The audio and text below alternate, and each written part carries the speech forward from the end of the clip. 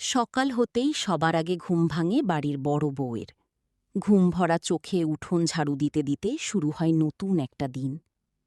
চুলার ধোঁয়ার সাথে সাথে জ্বলে ওঠে সংসারের ব্যস্ততা। সবাইয়ের সকালের খাবার তৈরিতে সে তখন ব্যস্ত। এক এক করে সবাই খেতে বসে। বড় বউ সবার প্লেটে খাবার তুলে দেয়, মুখে ছোট্ট একটা হাসি রেখে। বাচ্চারা খেলছে, কেউ খবরের কাগজ পড়ছে, কেউ নিজের কাজে ব্যস্ত। আর সে চুপচাপ সব কাজ সামলে যাচ্ছে। পুকুর থেকে পানি আনা, ঘরের কাজ, সবার ছোট ছোট প্রয়োজন। পুরো সংসার যেন তার কাঁধেই দাঁড়িয়ে আছে। একজন চা চায়, আর একজন কিছু খুঁজে পায় না। সবাই একবার করে ডাকে, বড় বউ।